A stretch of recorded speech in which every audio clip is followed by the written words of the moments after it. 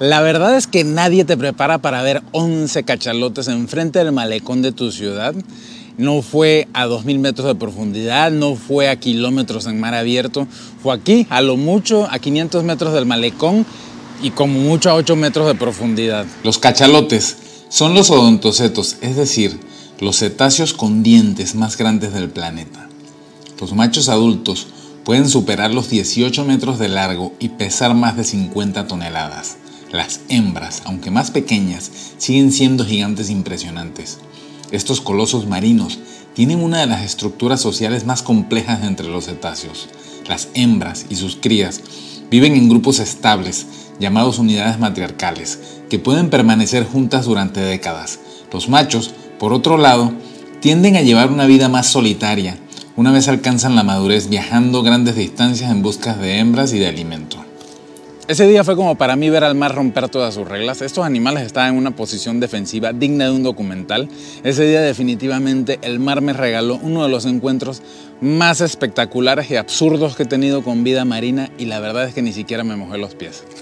Estaban en formación de margarita, un comportamiento cooperativo extremadamente raro de observar y aún más insólito en un lugar como este. La formación de margarita es una estrategia defensiva documentada entre grupos de cachalotes, particularmente entre hembras y juveniles, en las que se disponen en un círculo, con las cabezas hacia adentro y las colas hacia afuera. De esta forma, pueden defender a los más vulnerables del grupo, como crías enfermas o debilitadas, contra posibles depredadores como las orcas. Es como un escudo viviente, una muralla de músculos y voluntad.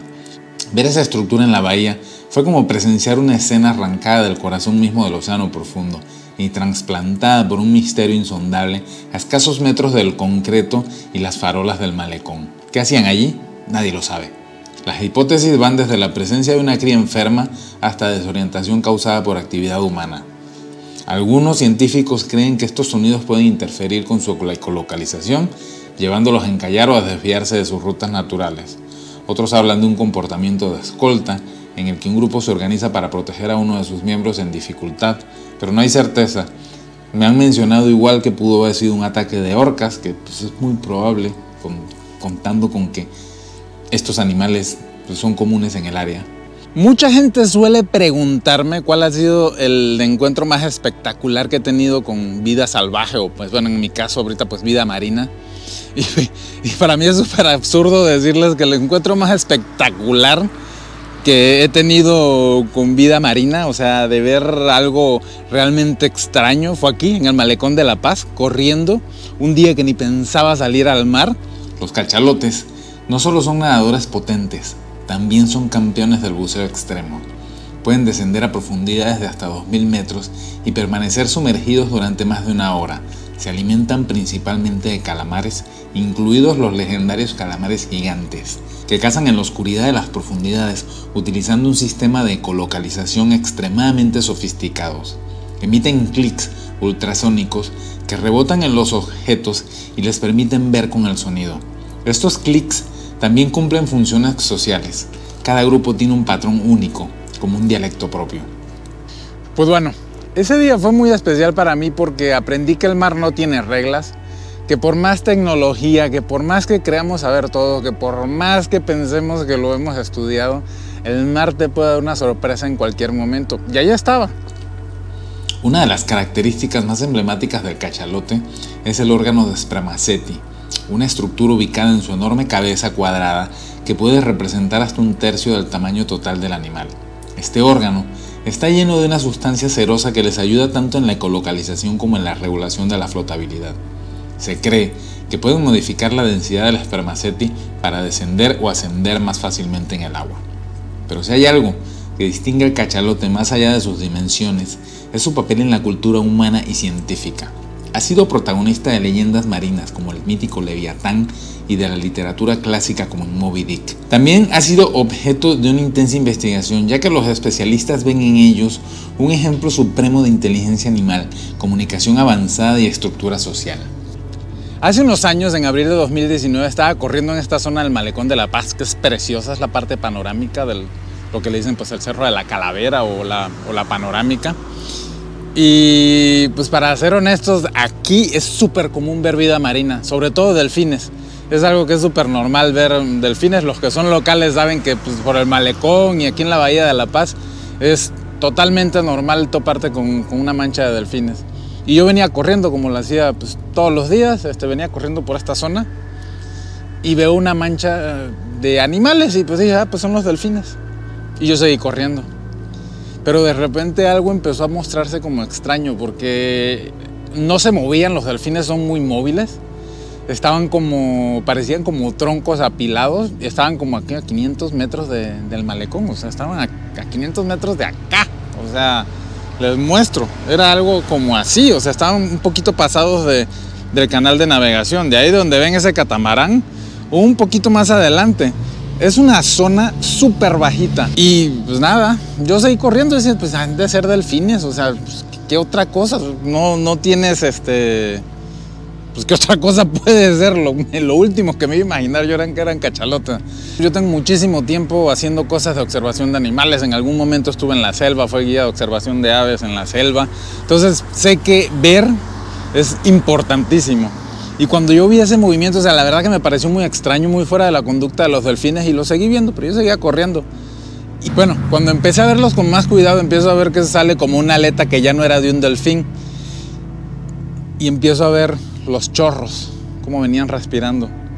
Y el cachalote tiene una respiración muy particular porque el chorro del cachalote es inclinado y hacia adelante. Entonces, yo no daba crédito. Y en ese momento lo único que pude hacer fue pararme, cerciorarme bien de lo que estaba viendo, bajar corriendo de aquí a donde me agarrara un Uber, ir a mi casa, agarrar el dron y pedir por lo que fuera que ahí siguieran los cachalotes. Quizá eso es lo que más me marcó aquel día. No fue solo verlos, fue sentir que algo mayor se había manifestado, que el mar por un momento nos dejó asomarnos a uno de sus misterios más profundos. 11 animales capaces de sumergirse al abismo más insondable, desplazándose apenas unos metros de la costa, entre pangas, kayaks y turistas corriendo. En medio de lo cotidiano, se abrió un portal a lo desconocido y yo estuve ahí para presenciarlo. Me he sumergido cientos de veces. He visto tiburones, mantas, cardúmenes gigantes, pero nada se compara a haber presenciado este momento único, imposible, inexplicable, sin siquiera meterme al agua. Y me pregunto si este tipo de encuentros no son una especie de mensaje, un recordatorio de lo poco que controlamos, de lo inmenso que sigue siendo lo salvaje, de que el mar todavía tiene secretos que no piensa entregarnos tan fácilmente. Ese día no me mojé los pies, pero el mar me tocó el alma. Lo extraordinario del encuentro en el malecón de La Paz es que estas aguas no son ni por asomo su hábitat natural. La bahía rara vez supera los 20 metros de profundidad y donde yo los vi habría como mucho 8 metros. Aún así, ahí estaban 11 gigantes del abismo desplegando una formación defensiva completa en un escenario costero donde jamás deberían haber estado. Al menos ese era mi entendimiento. Y otra cosa que pues, me queda como recuerdo es que hay que observar siempre. El contexto es muy importante, ver lo que está alrededor tuyo y entenderlo es muy importante porque te puedes perder de este tipo de encuentros que son únicos. Esto de verdad quedó grabado en mi alma, o sea, es de estas cosas que espero que nunca se me olviden. Están las imágenes que estás viendo para pues, respaldarlo y pasó. O sea, definitivamente, o sea, para mí es muy especial porque es el encuentro más absurdo que he tenido. O sea, sí he visto cosas, o sea, he visto tiburones donde deben estar, he visto cosas, muchísimas cosas donde te esperas que deban estar. Lo especial de esto es que, pues no, entonces fue completamente absurdo. Si te gustó esta historia, ayúdame a que llegue más lejos. Dale un me gusta, suscríbete y compártela. Tengo muchas más historias de que contar del Golfo de California, de encuentros imposibles, de momentos que solo se dan una vez en la vida. Y si tú también has tenido un encuentro inexplicable con la naturaleza, cuéntamelo en los comentarios. Quiero leerte. Porque lo que ocurrió allí, ese abril de 2019, no fue solo un avistamiento, fue una rendija abierta a un misterio milenario. Y si quieres saber más de la vida de los cetáceos aquí en el Golfo de California, en la tarjeta final te dejo un video acerca de la migración de las ballenas grises este año 2025 que tuvo muchas cosas que decir. Hay mucha información en ese video. Gracias por ver.